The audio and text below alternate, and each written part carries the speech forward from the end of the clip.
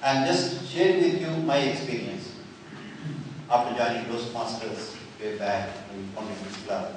And the first meeting took place here in this hall, in this building. From there till the recent experiences. Once you are chosen for a performance, for a presentation, or once you accept that I am going to give the presentation, listen to your conscience. Internal dialogue starts. Ideas come. Carry a notebook and a pen. You don't know when the ideas come. Just go on, listen to them, make notes. And this will continue until we do the presentation. Friends, you need not write it down. I will email to you whatever I do. So just listen to me. See the bright picture. Imagine the success. You are accepted. You have been selected. Look what is going to happen. Always imagine that success. Last week, I met this boy, Thomas. I worked as a clinical consultant in St. John's Medical College Hospital, Dr. Manjana. I scrutinized their CTAs, clinical diagnostics. Thomas came to me, young boy, very weak, not well dressed, with a representation. I just looked at him. Stood in front of me. I offered him a chair to sit. No, he was hesitant. As I was talking to him, he said, "Sir, I want concession. I want to meet the principal. Director, can I meet him?" Director was not there. He was away. I told him Director would be back at 4 o'clock. Only after 4 o'clock you can meet him. But Thomas said, "Sir, I can't wait. I will go for my work." I said, "You are a student here. You say you work." "Yes, sir, I work part-time." Morning 9 to 3, he works, he studies in St. John. He is a BSc MS student. And during other hours, day and night, he works as a driver in a lodge for 2,500 rupees. The lodge owner has given him a room and a place to cook. And he gets 2,500 rupees. He wants concession. And he asks, "Sir, can I get concession?" That person has excellent credentials, is well deserved to get concession. He has to simply tell his story to the father, convincing story. But he lacks belief. Because when he was telling the story, he was telling my own story. I started my life at 35 rupees at a small job and ended at a different place. It all depends upon how you look at the picture. I met this orphan girl in DSouza on a Monday morning. As I entered the office at 8:30, as usual, I saw a girl standing in front of my door. I didn't know her. She wished me, I wished her, she wanted, I took her inside. First thing, nobody can enter without us at that time. And the girl had entered. I talked to that girl, the belief. Then I asked her, "Why you have come? What do you want?" "Sir, this is my passport application. I want your signature." I told her, "I can't sign, I don't know you." "Sir, I am an awful girl. I have been brought up by certain sisters. I have to study, I want to go abroad, girl. You can help me, sir." I said, "I don't know you, I am seeing you for the first time." Then she said, "Sir, yesterday I was in St. Teresa's Church, Sunday night evening prayers. I saw you in front of me, kneeling and praying. I asked somebody who that person is. They gave me your address and your destination. I know you are going there." Look at the belief, the trust in that person, in our conscience. Yes, I did not ask any more questions. I simply signed a paper. I don't know which he is. Take. Imagine success. Stand by your choice. People have chosen you. They trust you. This happened last month when I was in a global conference in Mumbai.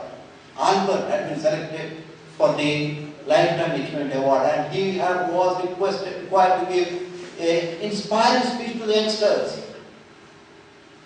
Albert had great credentials. Again, he was instrumental to start 13 engineering colleges in India, apart from his own. But that person came and said on the dash, while giving inspiring speech, "I don't know why I have been selected. I don't know why they have brought me here. Look at the difference, look at the confidence that was. He let out not only the audience, but also the host. Believe in a message, what you want to convey. We were conducting a leadership training from this club in a school, Clooney Convent School. A small girl was there studying in the stand. She was to give a speech. It was a mother's day. We asked her, can you speak? No, sir, I can't speak. Why?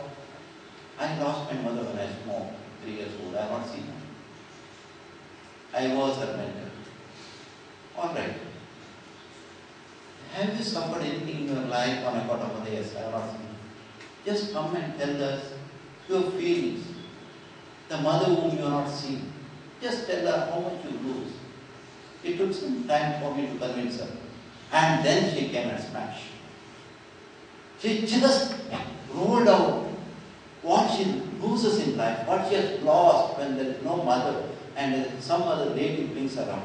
What more you want? Speaking from the heart. Speaking from the heart. I don't know where the girl is now, but I am sure she must have stayed in life. Who spoke that to her mother? Treat audience as a extended family. Has to come, build a rapport. Build a rapport with the audience.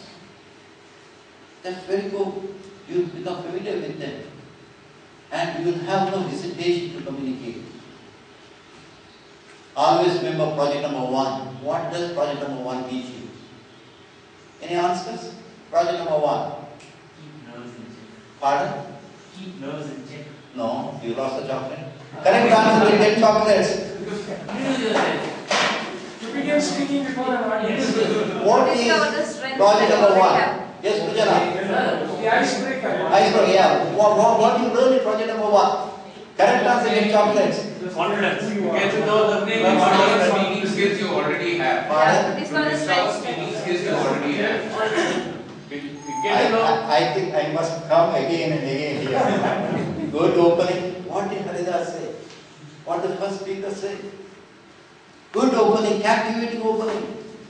I always carry chocolates for a small audience. I brought here 1 box full of chocolates. That's for you. If you don't collect them by giving correct answers, I'll be increasing my watch. Yeah. Open with an impact. Conclude with direction. Remember this one. Even in a good presentation. Because the people will remember these 2 aspects. I was present at a national symposium last week, that's on Thursday. From 9:45 till 5:30, national symposium. It happened. Attitude of keynote speaker, I am going to try to. This was what I experienced. There were 3 politicians, of course they came late, 1 hour late, and everything went computer. And all the other Chota politicians wanted to speak along with them. And the tea break was taken at 12:30 at the lunchtime. And just before that, the keynote speaker was asked to speak. He came there. By that time, he was also tired. He came there with 3 sheets of paper, said, I have taken great pains to prepare this one. I know it's painful for you not to sit here with a tea break, but I can't because I have taken so much pain to prepare and he went on reading the 3 pages. Imagine the trouble of the audience. And the same speaker had to give a speak again at the concluding end at 5:30. Father Francis Muttipalli was responsible for this place to be given to us. He was the moderator and Mr. J. Alexander IAS, he was there on the slide. Again, the speaker came, the keynote speaker at the last minute. Today I was given 2 topics. One is a keynote speaker, one is the concluding session. Since I took great pains to prepare my keynote address, which I didn't give, I could prepare for this session. I stood up and died out. Let us not make these mistakes, friends. Be natural.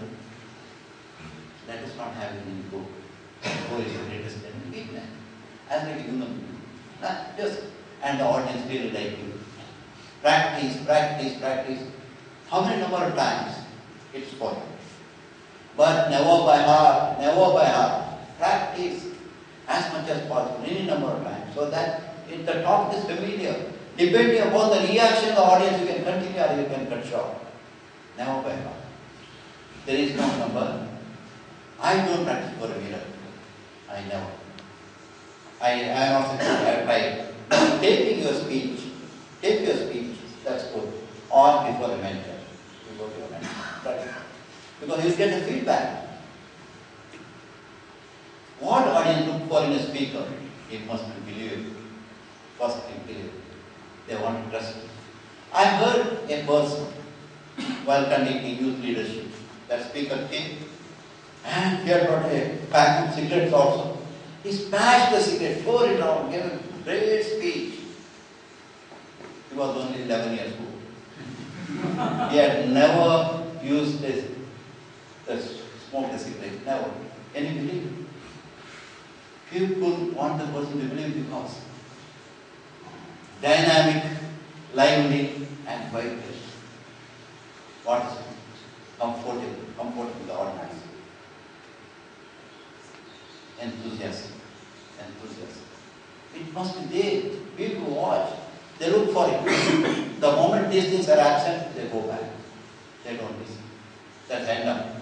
Then experience. We require experience. On the top of that you do.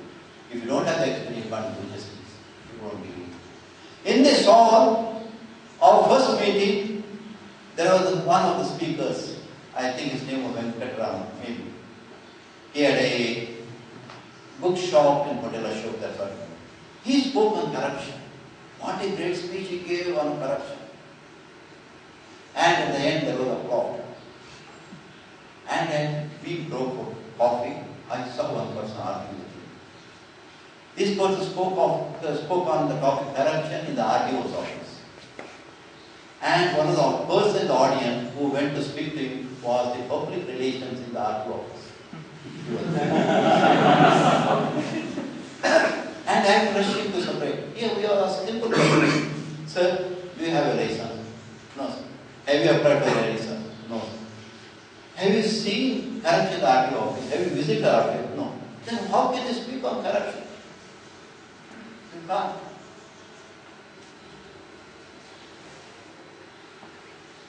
How do you acquire experience? Last Saturday, one of my presentations was recorded by one foundation, Melinda. Have you heard this name, Melinda? Huh? Yeah. You should get the first chocolate with us for the correct answer. Melinda and Bill Gates, husband and wife. They are helping even India in Karnataka. They have a foundation which sends money to us to fight AIDS, HIV and AIDS. They had planned to record my. That's about one act, ITPA. Have you heard this act, ITPA? It is a small act of 25 sections. It has been there in India since 1950. Have you heard this act, ITPA? No? It's another word for prostitution. Then actually we fought prostitution, but immoral practice prevention act. On that they wanted to record my presentation. Yes, I went on practicing at home. My wife heard it and came. You tell everybody they should have an experience. I thought I'm the only lady in your life.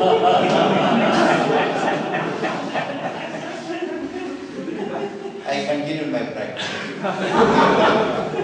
They gave presentation. Yes, I had to speak on prostitution. From my experience that I gathered the books. There was no boss. I gathered from the books. I collected the knowledge. I joined government service in 1969. In 1970, I saw the first prostitute, a lady who was termed as a prostitute, brought to the court by Siddha police constable, made to stand by the side of the door from 10 o'clock till 4 o'clock. 4 o'clock magistrate called the case, imposed a fine of 50. Then Siddhappa paid that, police constable paid that rupees 50 and took her back. That was the first scene I saw of prostitution. It was when I asked Siddhappa, what is happening? Sir, it is statistics, sir. But imagine the plight of that lady who had been made to stand there as a prostitute, and she was in a doctor exhibition. All the people who had come to the court were looking at her, smiling at her, teasing her. Where are the human rights? This was the example. I gave it. I see. Second, in a couple of years ago, in Belgium, I was asked to give a talk, a presentation on HIV/AIDS in a conference of prostitutes. It's an interesting state conference of prostitutes. Nearly 400 ladies were there sitting on the floor. They were poor. Even the hosts had no money. All were sitting there. I gave them a talk on HIV/AIDS and all. Then I spoke to them why they are in that business. I knew the reasons. Because United States figures we have human trafficking every day you read the figures. Yes. As I spoke, they were crying. As I went down, and the reason for prostitution, 71% are illiterate. 71% are illiterate.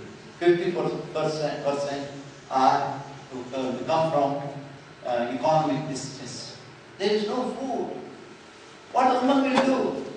You must have read in the papers last week. 2 boys from Assam came to Bangalore. One was an automobile diploma holder, and one was an agriculture diploma holder. They wanted a job. They took a room in Majestic. 3 months they stayed. They couldn't get a job. Finally, they decided to commit suicide. They started consuming poison. The lodge owner came to know, and he chased them out. They ran to the railway station, and one of them died. Do you want the woman to suffer that one? Our ITP Act allows prostitution. ITP Act allows prostitution if the woman does it for her livelihood, for her survival. And I have to explain that. Economic distress.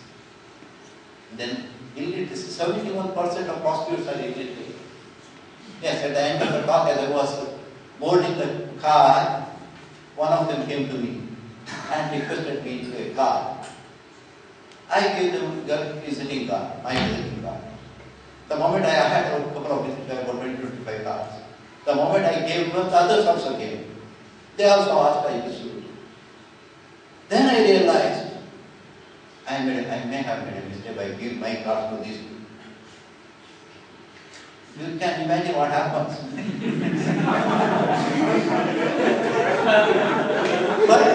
but the innocence, the first lady who had asked the card, she asked me, "Sir, what is this? What I can do with this?" Illiteracy. She didn't know the value of the card. Then I told her, "Don't worry, if the police catch you, show them the card, tell them that this was the last customer." If the police had caught all the 25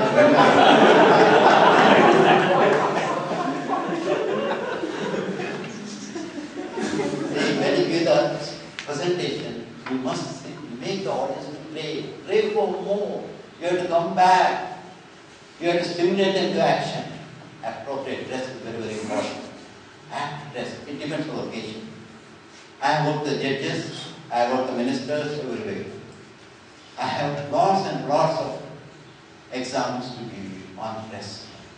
First, when I became a master's interview, I went there like black.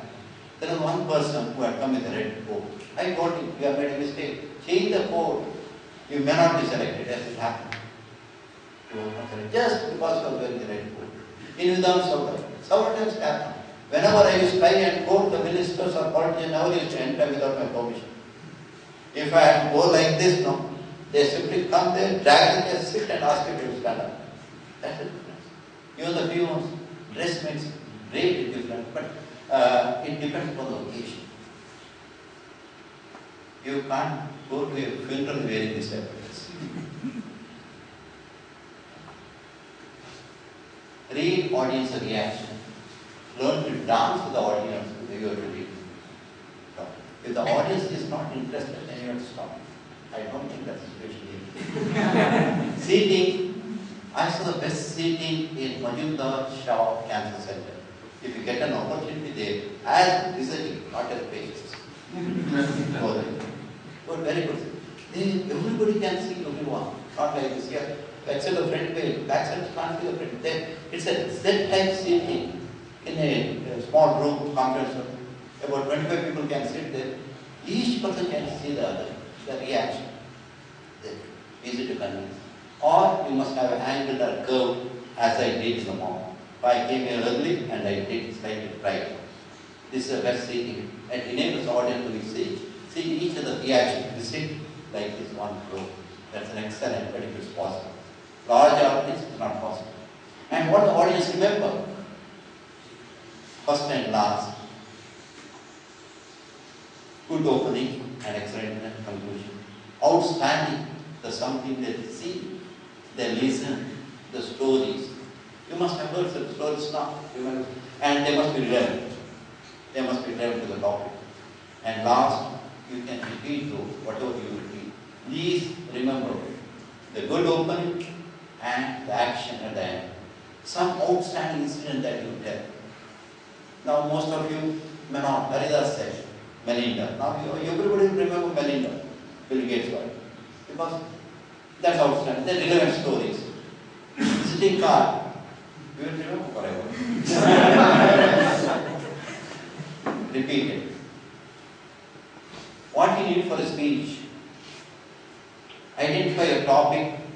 Allow your heart to select it. Allow your heart to select it. Let it come from your heart. Attention grabbing opening. Conclusion, you want to reach the audience. Here, 4 main points. Stories and illustrations. You must have heard a couple of stories from me now. Real life incidents.